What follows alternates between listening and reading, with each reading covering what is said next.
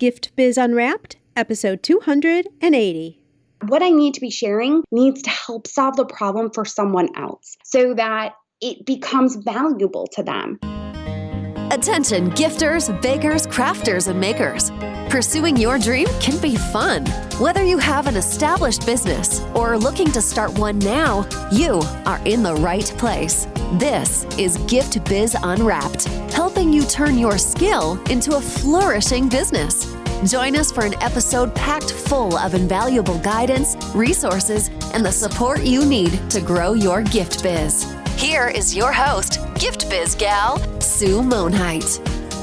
Hi there, it's Sue, and I am so happy that you're here today because I don't want you to miss out on the 5-day challenge that's happening this week. I'm doing this specially for you if you're thinking of starting your business but haven't taken that leap yet. I'm going to show you how to start making money so you can prove to yourself that there are people out there who want to buy your product. You don't need to have your business formally set up yet, so no website, no shopping cart necessary to get your first sale. And this couldn't come at a better time with the holiday season right around the corner. Just imagine getting your first order within a couple of days and more coming in before year's end. Plus, I think we can feel pretty confident that the holidays are going to be different this year. With less travel and family gatherings, we all need your handmade and hand-baked products now more than ever. To register for this free 5-day challenge, go to giftbizunwrapped.com/setup-and-sell. Don't hesitate 1 minute longer. You can join anytime this week, no matter what day you're listening. Again, the link to sign up is giftbizunwrapped.com/setup-and-sell. Let's move on to the topic at hand today.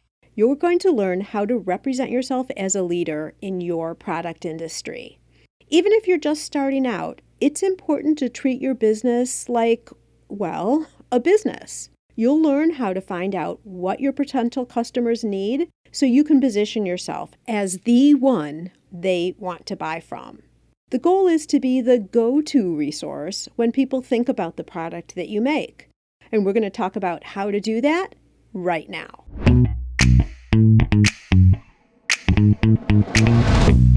Today, it is my pleasure to introduce you to Jenny Melrose. Jenny is a former reading specialist who retired from her teaching career when her blogging income started to exceed her salary. Through hard work and dedication, her lifestyle blog, The Melrose Family, became regularly sought out by nationally recognized brands such as Neutrogena, Smuckers, Glad, Costco, Stanley Steamer, Sara Lee, and many more. She's a content strategist that helps entrepreneurs better understand their messaging and unique position in the online space. Now she's combining her passion for teaching with her extensive experience of creating strategic content for online businesses via JennyMelrose.com and her podcast, Influencer Entrepreneurs with Jenny Melrose, as well as her first book, which leads me to think you're also considering already a second one. But the first book is Influencer Entrepreneurs, the 4-step framework to building your audience, growing your business, and making more money online. Jenny, I am so thrilled you're here. Welcome to the Gift Biz Unwrapped podcast. Thank you so much for having me, Sue. I'm excited to get to the opportunity to chat with you. Me too. You know, as I was reading your intro, I'm like, okay, there are so many huge names. Maybe I should just read 2 or 3, but they're all so great, I've got to read them all. Just had to do it. Okay, I like to start off in a traditional way, and that is by you describing yourself in a little bit of a different, more creative way for our listeners, and that's through a motivational candle. So if you were to describe a candle by color and by quote that speaks to you, what would your candle look like? The candle would definitely be like an aqua green kind of color. I love that color, feel that it's very calming, and in the online space, you often need to have that kind of calming effect. If we actually had video on, or if you were able to see me, my office actually has the green kind of throughout it so that it does bring back that calming feeling when I'm going throughout my day. And then the quote on it would say that I always look behind me and smile. That was actually a quote that I used in my high school yearbook, and it's one that I talk about in my book. I just feel that everything that we've done in the past has gotten us to where we are now. And I think that those failures and those successes have made us into who we are. I love that. And, I think so many people look at their past and are like, oh, I wish I was back there. Those were the days. And you can't recreate them, but you can find pride and joy and advancement in them, just like you're saying. So I love this idea and this perspective. I've not ever considered it that way before. I love that. As we get started here, take us to this whole idea of blogging and how you started while you were still teaching. What was the motivation behind starting a blog in the first place? I started it. So I had my blog. It was 10, almost 11 years ago I had started it. So it was back pre-Pinterest. Instagram didn't exist. Facebook was there. But it was back in a time when blogging was kind of this, you told about your day and you told about what you did and whatever else. And at that time in my life, I had a 6-month-old and I had really lost myself as a new mother. And my husband came and had said to me one day, oh, you need to get a hobby. You just feel lost. And he was big into golf and would go and be gone for 6 hours. And I was kind of like, yep, I do. I need something for me. And I was a creative writing major in college and saw about blogging, had heard a couple people say, oh, I have a blog, and just kind of dove into it and figured out my way around it. In the beginning, it was very much a hobby. And then I attended my first conference in New York City, Blog Her, it was back then, was what it was called. And I saw all of these women that were running their blogs as businesses. And it opened my eyes to so much more that I would be able to do, because when I started, it was written as kind of just almost like a journal. And when I went to this conference, I realized what I need to be sharing needs to help solve the problem for someone else so that it becomes valuable to them. So once I really started to understand this, honed in on my audience and who I was trying to reach, which was busy moms that were looking to get back those moments with their kids, I was able to grow it and start to have an audience that was coming to me looking to solve certain problems. I was very much on my own journey where I was learning how to cook because I had never cooked really in the past. It was always my husband that was the one that would make the meals. And because of that, it was almost like I was creating simple recipes. And it was at that level where other people wanted to know, okay, I'm at the same place you were 6 months ago. Walk me through this. Like, how can I really get comfortable in the kitchen and be able to make things that look and taste good? It's so interesting for you to share this story because I remember myself right at that exact same time. And at that point, we were out exhibiting quite a bit for my other business, the Ribbon Print Company. And I remember people coming to the booth, and we always ask them what they do because that's how we know how to talk about our product with them. And we would have a bunch of people coming and saying, oh, I'm a blogger. And I have to admit, I didn't even really get it. Like, okay, you're a blogger, you're writing articles and putting them up online. And is this a career? It didn't make the connection with me for a while. Like, they were wonderful, interesting people, but I wasn't understanding it at all. So it's interesting that you're kind of dropping that right back in my mind in terms of the whole blogging evolution, if you will.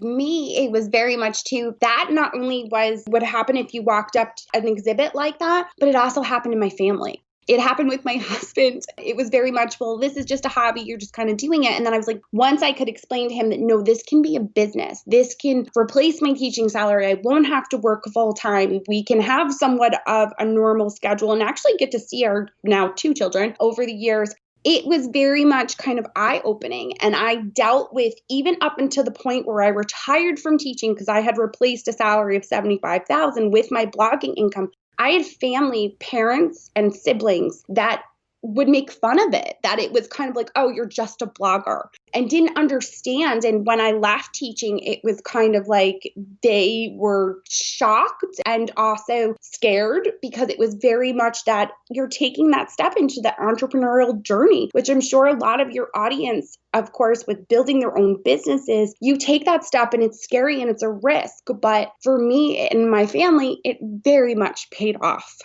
Well, yeah. And, you know, it's almost like I feel like because what we'll hear on our side is, oh, that's such a cute hobby.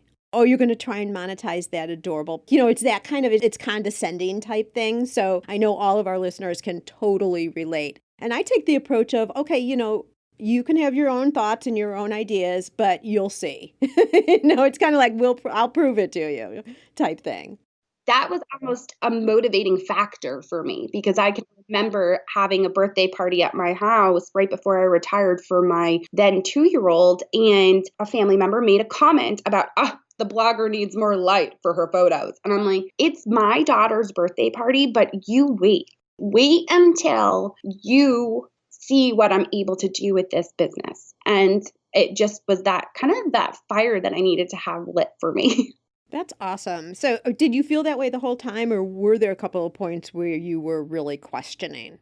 No, I've always kind of really believed that it could be turned into a business. And I think honestly that you have to have that mentality. This is a business, regardless of what it is, whether you're a blogger, whether you're an influencer, whether you're making your own products, you have to treat it like a business and talk about it like a business. Because other people don't start to treat it that way until you speak that language. I often will hear people say, oh, I'm just a blogger and I blog in my yoga pants and blah, blah, blah. Meanwhile, they're making 6 figures. But other people don't understand that and don't treat it that way. And they have a chip on their shoulder because of the way that people are talking to them. But it's because of the way that we articulate our businesses. So it's really important that no matter what you're doing, whether you're just starting off, right from the get-go, you have to talk about it like it's a business and treat it that way. Thank you for going through that because you are so right. I mean, how we present ourselves out to the world is what they're going to believe we are. And I'm not saying be something other than yourself. I'm not saying that at all. But it's that confidence. And I guess the way you get the confidence is by what you're just saying, treating it as a business. Don't be saying, if you've decided to make that switch, right? Because we do have some listeners who are hobbyists right now and they're thinking, like they like doing it on the side. They're considering whether they really want to make the commitment to be in a business. But once you do, then start talking like that already. And what are examples of how you would talk about it differently than if it were just a blog you were doing on the side as a hobby, as something that gave you satisfaction? What are the different ways you would talk when it's a business? How is it different? I think the boundaries that you put in place, which a lot of people wonder what I mean by that, but like you have working hours. You're working and you need to be able to establish that. And I think right now it's even harder. We're obviously in the midst of some crazy times where kids are home, virtual learning. You don't have as much time, but you need to have that conversation with your significant other saying, these are my work hours. This is when I'm going to be doing this. Even when our girls were little and they would nap at night, I was working because I was a full-time teacher.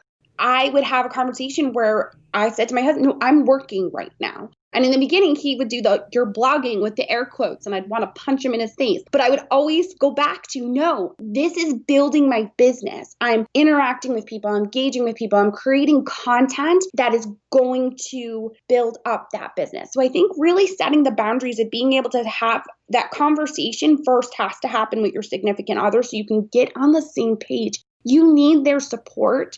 Really good example of this is I still to this day, we were actually just recently in Pennsylvania visiting my family and my brother was watching with all the children that were there, my nieces and nephews, my kids. I have a 10-year-old and a 7-year-old now, both girls. And they were watching a show, Holy Moly. And someone came up and their job description was entrepreneur.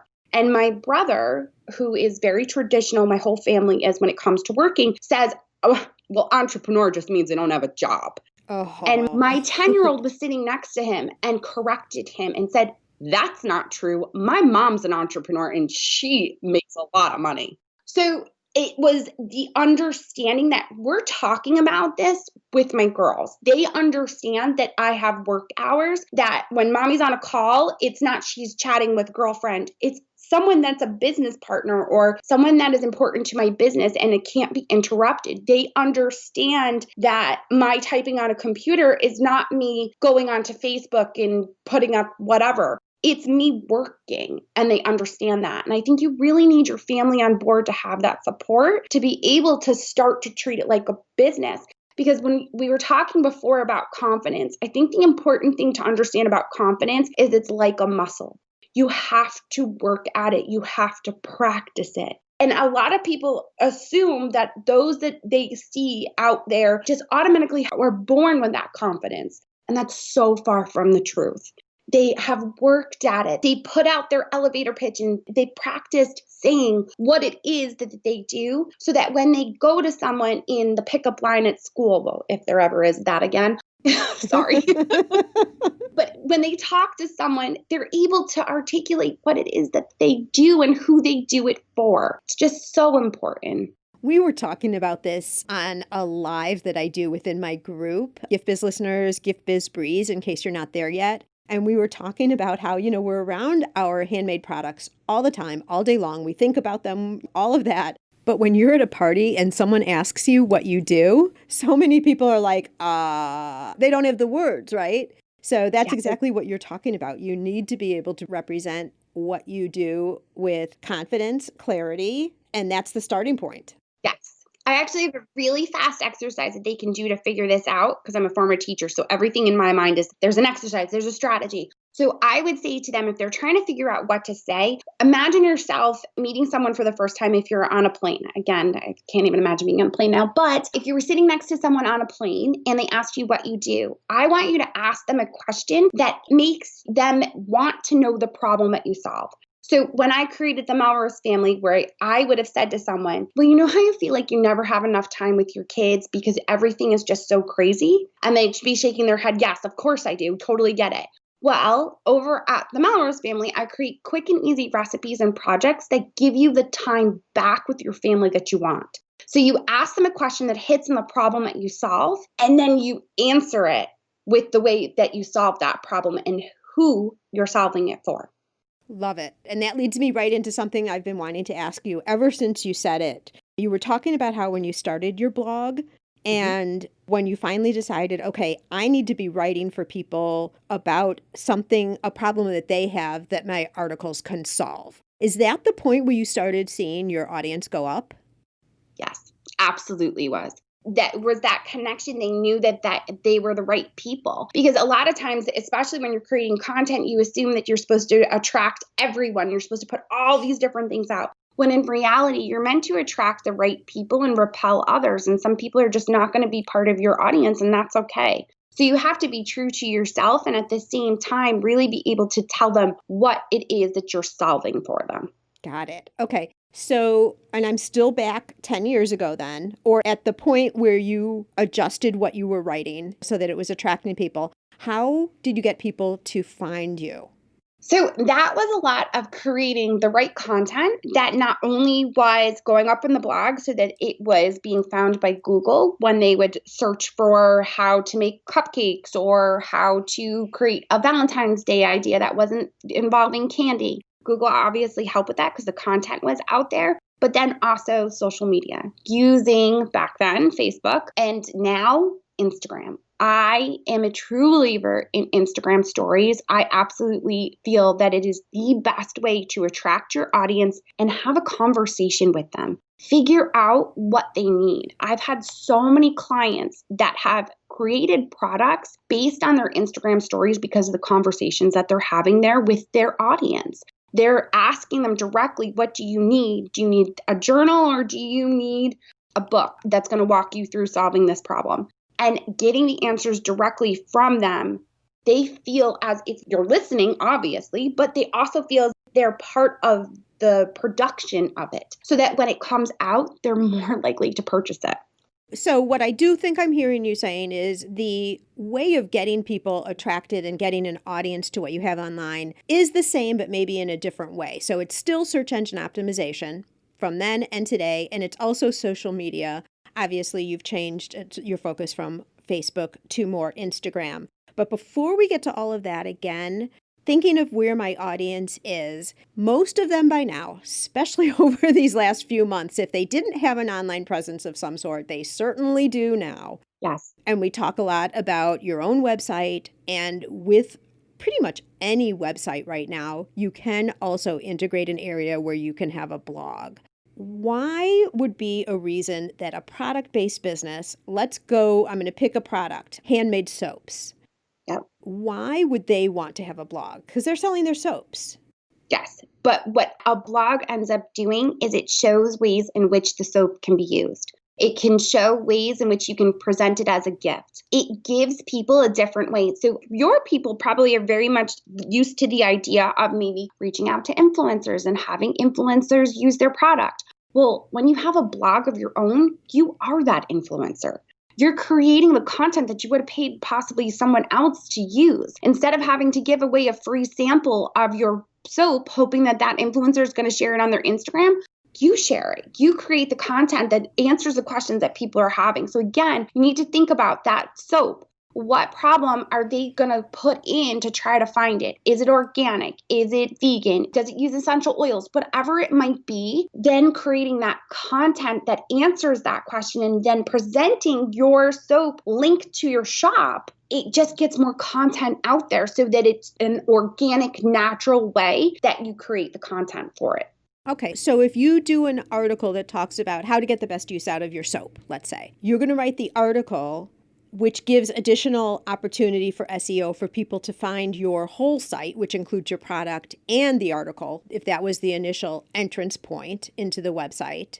Yes. And it also then, I'm thinking, and then I'm going to ask you if I'm right, Jenny. So then also, if you're reading the article and then you're looking around online because now you've liked what this article talks about, so you want to know more from this author, and oh my gosh, they also make soaps, you're spending more time on the website. That also helps with the Google juice, if you will. Yes, there's so many things that you can do with that. So now they've come over. Well, if you have a Facebook page, maybe you have your Facebook pixel already set up. So now it's captured the information about that audience and you can target them with ads if you get to the point where you're using Facebook ads. You could also, with them coming to that content about the soap and how long it lasts longer, you could have a pop-up that pops up that gives them 10% off your soaps if they subscribe with their email address. So now you're building your email address.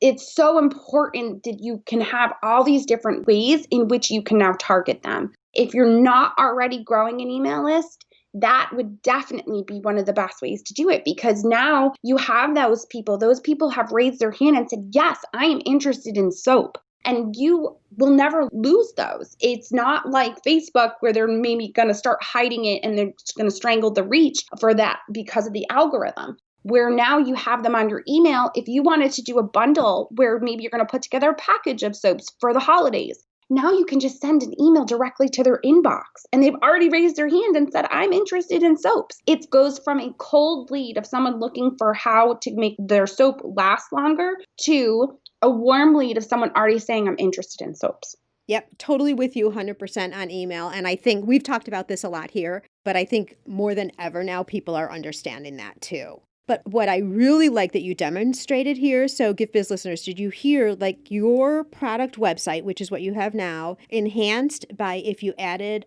a blog to the website, so articles to the website, that then can also help trigger knowledge over in Facebook if you ever wanted to do ads. And it helps with pop-ups, convince people because they're getting something out of it, to what Jenny said earlier in terms of making sure you're solving a problem or giving something they need in exchange for their email, and then you're able to continually talk to them. So everything works in conjunction with each other, and you have some of these pieces already set up. The blog part, though, I'm guessing, is one that a lot of people are missing. Because in the past, Jenny, we've just not thought about it that way for product-based businesses before. Right. Yes. Okay, so if someone were to say, okay, that's making sense and I actually like to write, let's just go with you like to write, because if you don't, you could still do it or you could have somebody help you with some articles, right? So the actual writing of the articles part, we don't really need to talk about here, except for how would you get started? Let's say now we've convinced people that they should include a blog on their website, okay? And they have the option with whatever platform they're using to be able to add a tab that could then be the blog. And pretty much every site allows that, which also tells you the value of doing it. I mean, if every platform has it, it's maybe something you should be doing. How do you then decide what you're going to do? Should we start with one article or should we have three? Like, give us some direction if we were thinking of getting started, how to go about this. So, has your interest been piqued about blogs? We are going to talk about your next step right after a quick break. Yes, it's possible. Increase your sales without adding a single customer. How, you ask? By offering personalization with your products. Wrap a cake box with a ribbon saying, "Happy 30th birthday, Annie." Or add a special message and date to wedding or party favors for an extra meaningful touch. Where else can you get customization with a creatively spelled name or fine packaging that includes a saying whose meaning is known to a select few? Not only are customers willing to pay for these special touches, they'll tell their friends, and word will spread about your company and products. You can create personalized ribbons and labels in seconds. Make just one or thousands without waiting weeks or having to spend money to order yards and yards. Print words in any language or font. Add logos, images, even photos. Perfect for branding or adding ingredient and flavor labels too. For more information, go to theribbonprintcompany.com. So I would say start with one. Don't feel like a lot of people will say, oh, I need to launch and it needs to have 5 articles so that people can continue to read. It doesn't need to have that. Just get started. Because I think we have so many things going on in our lives that we have analysis paralysis. And instead of actually putting something out, we think it needs to be perfect. Get something out there. Most important thing, honestly, is figuring out what people are going to be searching for that is then going to connect them with your product. So again, if we go back to that soap, make sure that it's an easy way to be able to incorporate your soap. Maybe it's talking about the different ways that you can improve your skin, and your soap is one of them, so that you're then able to just connect it. And it's easy then to link to your actual page, your checkout page for your sales for the product, because you don't want to create a blog and then never talk about your products. The whole purpose of having that blog content is to be able to make it simple and easy for them to click on, oh, there she's talking about a lavender soap. Let me see what this is, and click to it and go right to your shop portion. So now they can buy the lavender soap. Yes. And at the same time, on the opposite side, you don't want to do blogs talking totally only about your product either. No, you want it to be about solving a problem for people. What I would do is I'm very much that teacher is I would take my soap and I would think of creating some sort of graph where you can then have lines kind of going off of it saying, okay, this is what people would want. My soap solves these problems. And off of it, you could then have all the different articles that you could then write that solves that problem, which then links them back towards the soap. You still want to always be talking about solving the problem. You don't want to randomly start talking nothing about soap. You don't want to start talking about essential oils that maybe has nothing to do with what you are putting into your soap.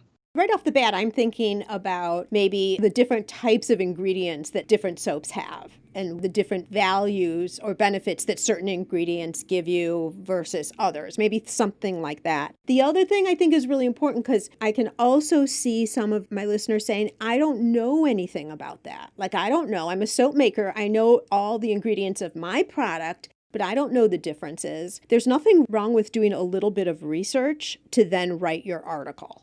So you don't have to have all the knowledge and the learning right there, but you're going to be the one who's sharing that information and bringing it forward and educating others. And in turn, when you've done that research, then you've educated yourself as well, and you continue to grow in your knowledge of your product too. So don't feel like, oh my gosh, articles writing, I don't know that much about this. You can research it and it's okay because what you're putting into your article is in your own words.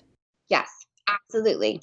Okay, so you're saying you can do one, start with one, which is fabulous because that's easy. How long should it be? For SEO purposes, which is what Google is, that search engine is looking for, normally you want an article to at least be 500 words to 1,000 words, ideally is what you're looking for. I would also recommend making sure you have beautiful pictures. And I would have a beautiful picture of your soap in it so that now you can use that as part of the promotion that you're going to do on social media, because you're going to want to share that blog post not only in Google, but also maybe on Pinterest or Facebook or Instagram. So having pictures in it is going to be helpful as well.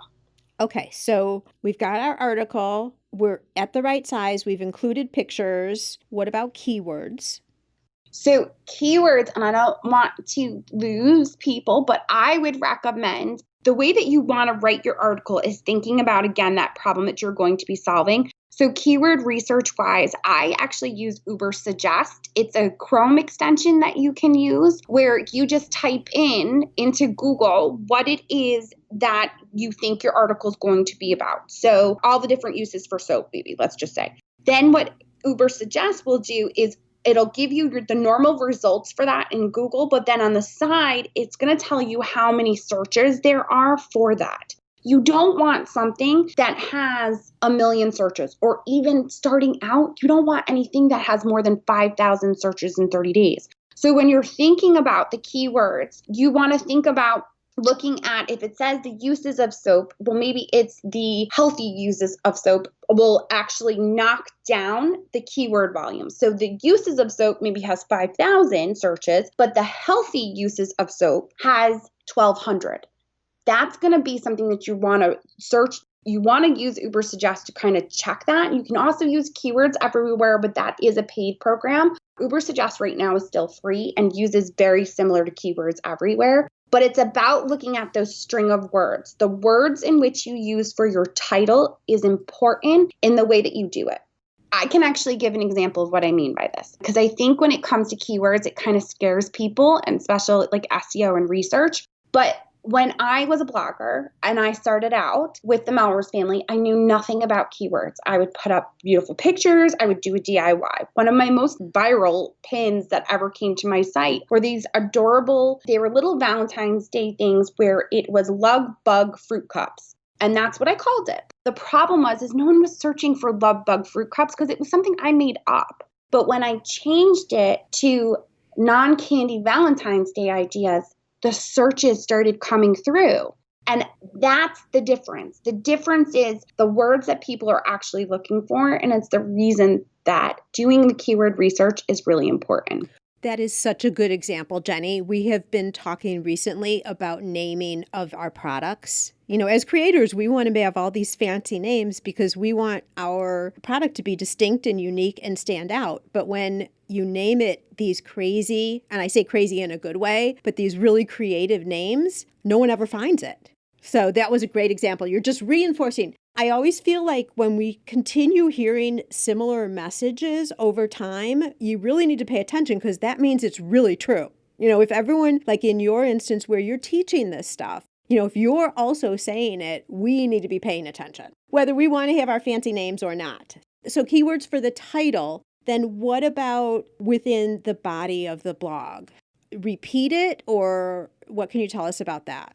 You don't want it to be awkward where it's like you're repeating it every 5 seconds within the content, but you want it to be like natural in there. So that love bug fruit cup example that I gave you, instead of calling it love bug fruit cups, when I was then saying, well, you take the fruit cup and I would refer to it as a non-candy Valentine's Day idea throughout the content so it was there. The important thing too when you're doing SEO is to look at the questions that are being asked, because Google is looking for an article that answers all of the questions, answers everything that someone could be asking about that topic, that title that you're presenting to them. So thinking about what else would people want to know about that and answering those questions is going to help. And you're naturally going to put in that language of the soap or the healthy uses of soap.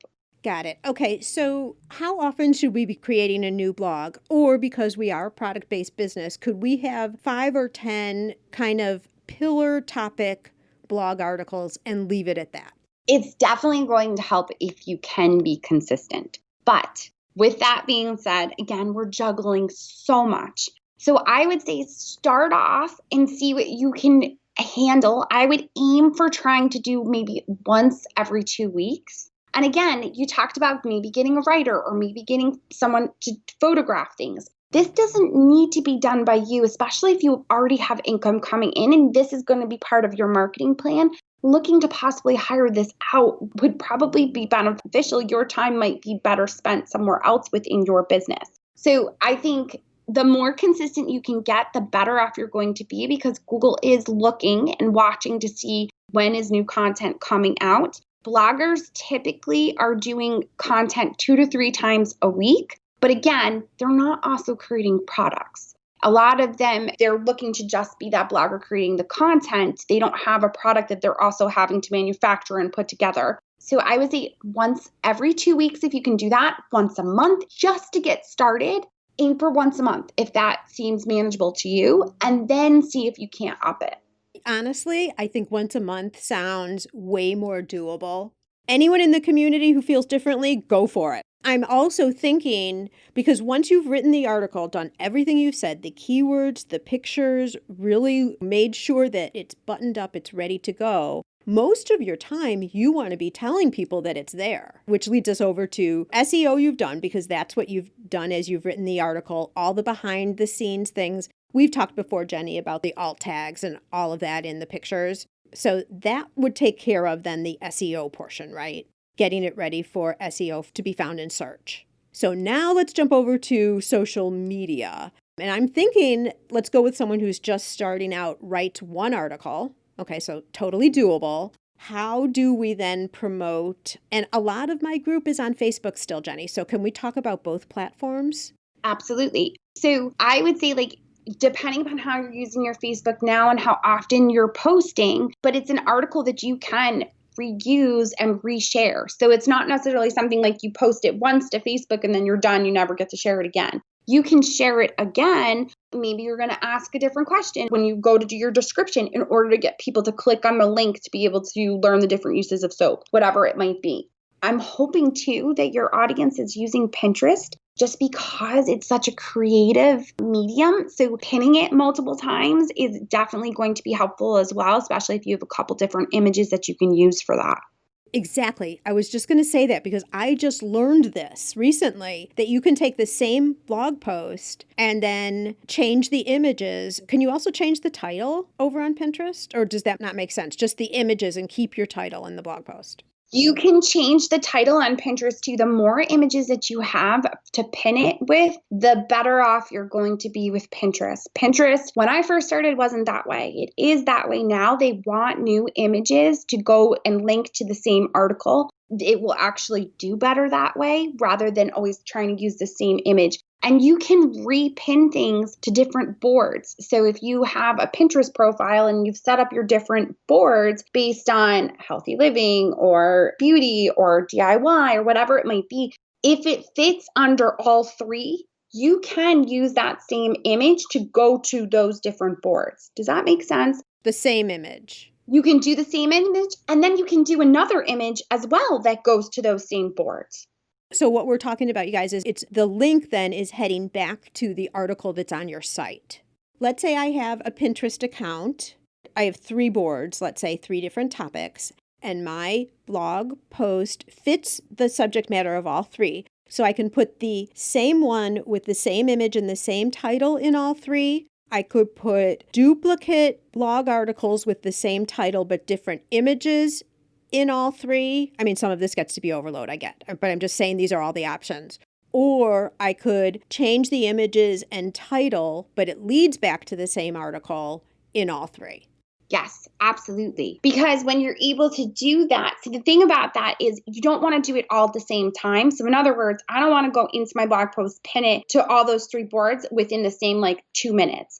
Maybe one day I'm going to do one of the images to one of my boards. The next day I'm going to do it to a different board, same image, same title. And then the following day I'm going to do same image, same title to a different board. And then I can come back in on the 4th day maybe, and I'm going to use a different image than I have been, but I'm going to put it back to that first board.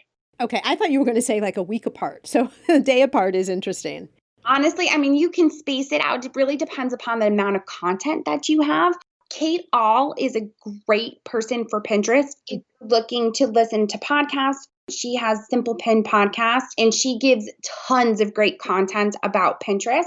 But yeah, I mean, there's just so much that you're able to do with the marketing as far as bringing traffic to it.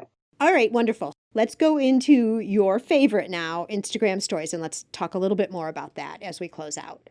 Okay, that sounds great to me. Instagram stories, the way that you can use it there is, so you would post the pretty picture to your feed, and maybe you're going to talk about, ask a question, have a little bit of a story behind what it is that you're talking about. And then your call to action in that description in your feed should be something like, in the comments, share your favorite emoji if you want to learn more about how the healthy uses of soap. And then anyone that leaves their favorite emoji, you would then give them a quick reply and say, sending it to you in your DMs. And then you would actually send them the link directly to that article in their direct messages. Now, that's on the feed.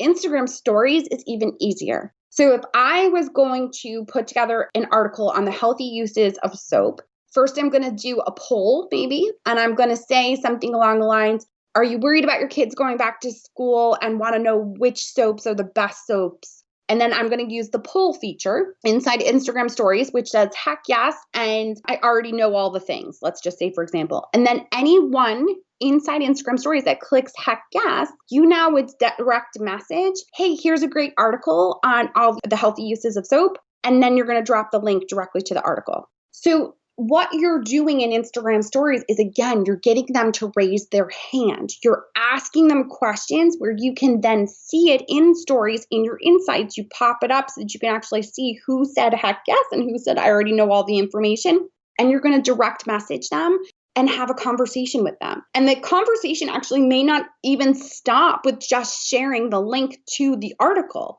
Let's say you're going to say, well, what's your favorite kind of soap now in direct message? Do you love lavender? Do you love a lemon scent?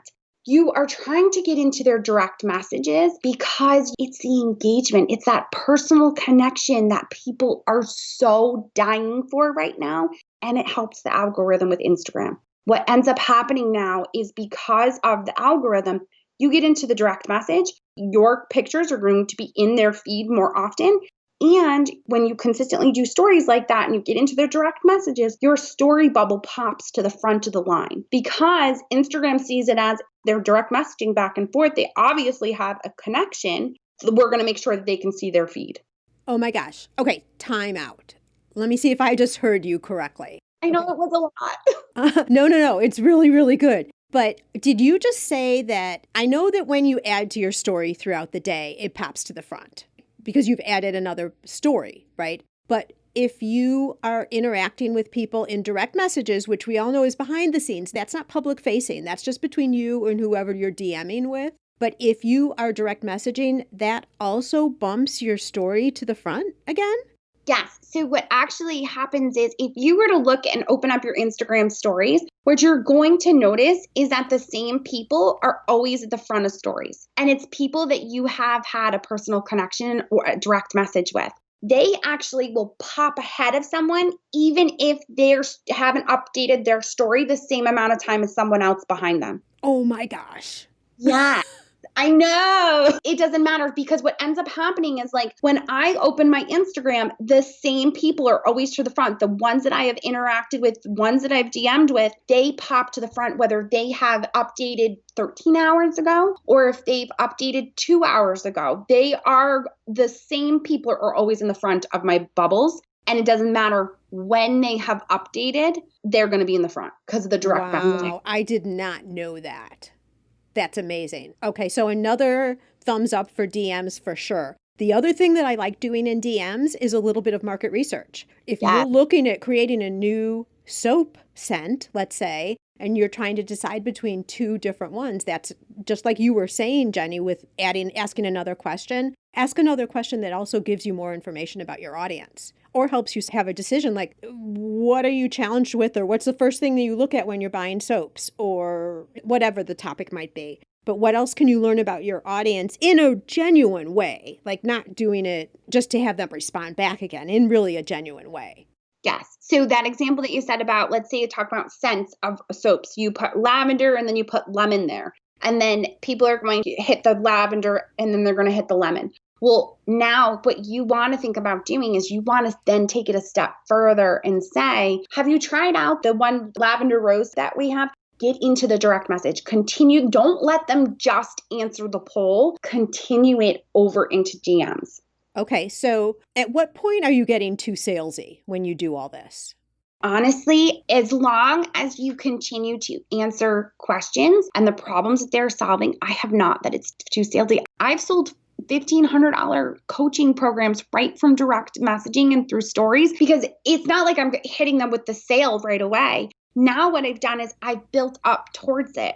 I've gotten podcast reviews, which we both know can be difficult to get because I'll talk about a podcast. I'll ask like, how are you listening to my podcast? Are you listening on iTunes? Or are you listening on Stitcher? And then anyone that hits on iTunes, I'll direct message them and just, hey, I have a kind of a huge favor to ask you. I would love it if you'd leave a review. Or I will even ask just the question of, are you a podcast listener? And heck yes. And nope, don't listen to podcasts. Anyone that says heck yes, now I go into DMs and I ask them, what player are you listening on your favorite podcast on? What is it, Stitcher? And a lot of them will come back and say, oh, it's the purple podcasting thing. And I'm like, perfect. I have a huge favor. Would you mind leaving a review? And I'll even send them a quick video that shows them like how to do it. Because it's a conversation, again, you're getting them to raise their hands by doing that poll and answering it. It's honestly the easiest way to build a relationship with someone. And it doesn't have to go into a direct sell. There's been plenty of times where I've sent someone and they're like, yeah, I'm just not ready right now. And I'll say to them, that's perfectly fine. If you ever have any questions, and we'll continue a conversation, and 6 months later they come back because I've continued the conversation and not made it an awkward, cold sales email where I'm like, hey, you want to be my best friend and let's buy this program? No, I've built up that relationship. Right. And I'm thinking for a lot of our listeners too, reviews, product reviews. So if you're not a podcaster, you can take this same example that Jenny was just saying and relate it to your product too. Oh my gosh, such valuable information, Jenny. What would be your overall umbrella statement to my handmade product people here who have not started a blog? What would you say to them?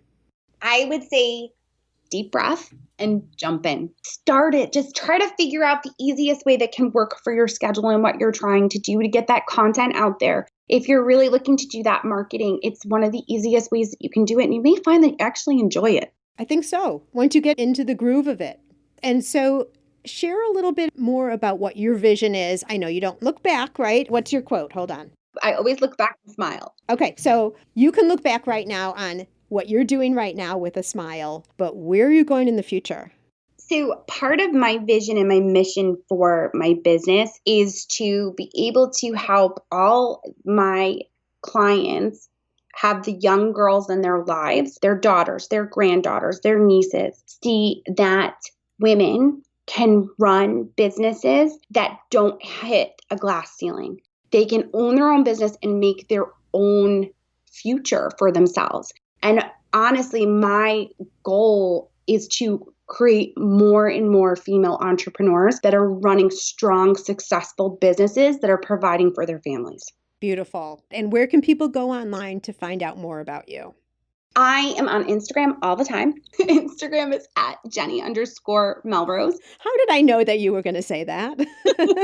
Honestly, it's the fastest way to ask me a question too. So if you're listening, you have a question, just direct message me and I will get back to you. It's always me in there. And then of course, my podcast, Influencer Entrepreneurs, is on all of the favorite listening apps. And then I also have my website, jennymelrose.com, which has all of the podcast episodes and tons of free resources.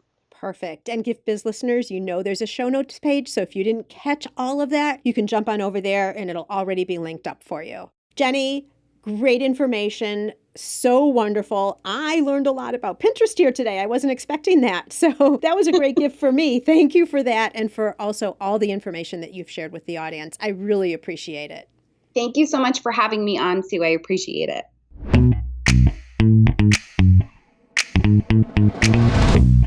I know you tune out sometimes when the conversation turns to blogs, thinking that it doesn't apply to your business.